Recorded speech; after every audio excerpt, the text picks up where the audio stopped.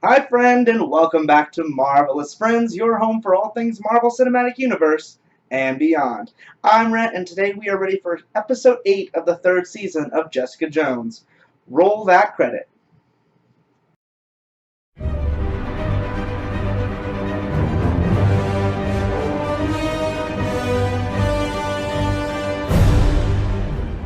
Lord, Trish, you just had to. You couldn't do it. You couldn't be a good member of the team like Jessica asked you to and just lay low. You had to go pull your little photo shoot stunt. Well, it's hit the fan now. It really has. Costa, Jess's little ally on the police force, is now being not only pulled off the case, but off the force entirely, being put on an indefinite leave of absence. Meaning Jessica's lost another ally because of Trish's vain sense of self and her desperate need to be a hero. Now, of course, Jessica does not want to reveal who it is, but Costa knows that Jessica knows the true identity of the vigilante and warns Jessica that whoever it is going to be more harm to the case in the end than she's going to be good, which we can clearly see is what is happening here. Malcolm misses a huge potential problem as he enters work the next day. Coming to a meeting with Jerry in her office, he also finds Kaya watching the footage that she had found previously. But there's something different. The whole section where he interacts with Trish is missing from the footage, and it turns out that Kaya doctored it to protect Malcolm. However, after this meeting, Kaya does approach Malcolm and confront him on the tape, saying he needs to be more loyal to her and the law office more moving forward. Now, she does, of course, accurately accuse him of knowing who the person on the tape is, but surprisingly does not push him for her identity. Jerry shows her a little bit of shred of humanity again in this episode when Kith's son reappears. Now, he questions Jerry about whether or not she is a good person or not and where she falls on that scale. There's that theme we actually have not seen for a few minutes, or at least hasn't been as blatantly pushed in her face as it was in the beginning of the season.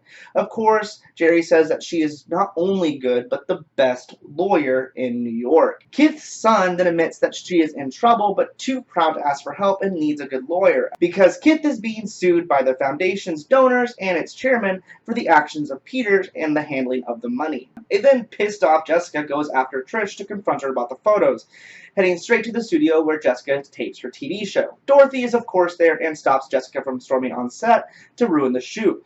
Jessica then shows Dorothy the photos, but does not seem to care about what this could potentially mean for the case, instead commenting on the pose and the outfit that Trish is wearing instead. Then later in the scene, offering to design something a little bit nicer for Trish's outfit, making a wonderful Hellcat gag here by saying the internet is gaga for cats. Either way though, it does seem that Dorothy is rather supportive of the whole hero thing right now, and actually offers to be the two's publicists moving forward. While on set, Jessica receives what is basically the MCU equivalent of a Snapchat video. In this video, Salinger is obviously enraged by the events from the community center the previous night, and he is following a group of people saying that he will murder someone at 7 p.m. that night, saying that it will all end where it began.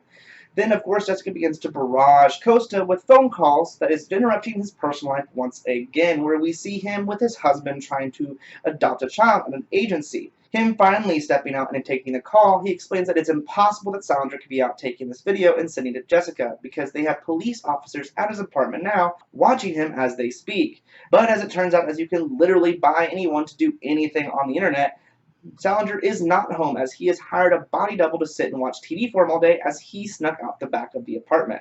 In an act of sheer brilliance, or should I say lack thereof, Jessica decides to respond with a video of her own, videotaping herself as she destroys Salinger's apartment, which of course makes him respond with another angry video reminding her of their 7 p.m. deadline. And in the video, following the same woman from the first one, though it took way too long for everyone else to realize that. Surely I am not the only one that was watching this going, that's clearly the same woman. The hat is very distinct. Like, why did it take you so long? Either way, though, to try to flesh out who this woman is and protect her, Jessica goes on to a live broadcast interview with the Nightly News, this being arranged by, of course, Dorothy. In this interview, Jessica reveals a photo of the woman and says whoever this is a target of Salinger and will be murdered tonight at 7 p.m., so seek shelter. This, of course, causes a mass hysteria as brunettes across the city turn themselves into various police precincts thinking they need police protection. Though Jessica and Trish are able to track down the actual woman in the photo, and turns out that she works for Agrochemical, the company whose truck was involved in the accident that led to Jess receiving to her powers, ending at the beginning. However, 7 p.m. comes and goes, and Salinger never shows up at the facility. Yet we do see him sneaking around some mysterious hallway at the time that 7 p.m. hits. Malcolm arrives at Jessica's to let her know that Jerry is on the warpath now against all supers, completely changing her previous stance as being the kind of law hero of vigilantes and superpowered beings. He, of course, assures Jessica that he will not reveal Trish's identity, and also letting Jessica know that he knows Trish's identity. During this conversation, though, something clicks for Jessica, and she realizes what is going on and quickly tries to call Dorothy. This then flashes to Trish arriving at Dorothy's apartment where the door is ajar. As she opens the door, it is dimly lit, and she can see Dorothy sitting facing away from the front door and is unresponsive. At the same time that Jessica's phone call rings to the apartment, Trish is now looking at her dead mother, who is the latest victim in Salinger's murders. It turns out that his lead at 7 p.m. was in fact true, but it was a double meaning and was meant to send them off on the wrong trail.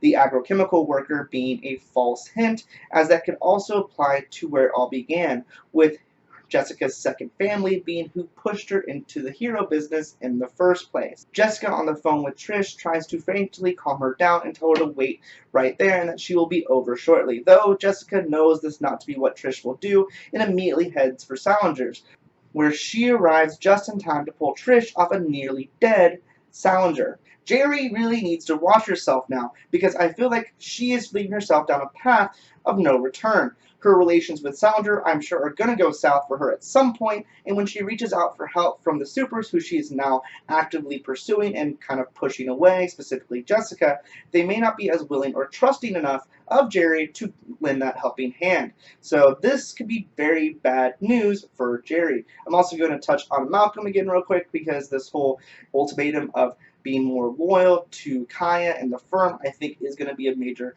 kind of personal issue for Malcolm, because he is already having a lot of personal internal debate about what he's been doing for the firm, so this could be kind of that straw that breaks the camel's back.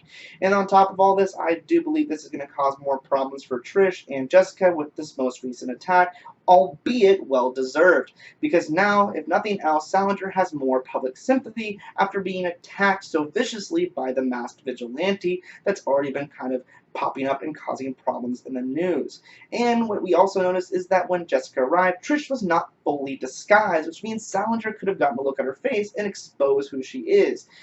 Now, with this aggravated assault, could mean much more consequences for Trish. What do you think, though? I'd love to know. Let me know down in those comments. You know what to do.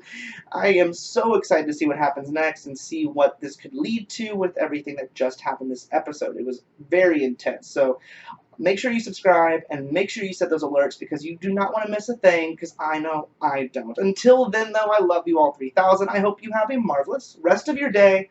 Bye, friend.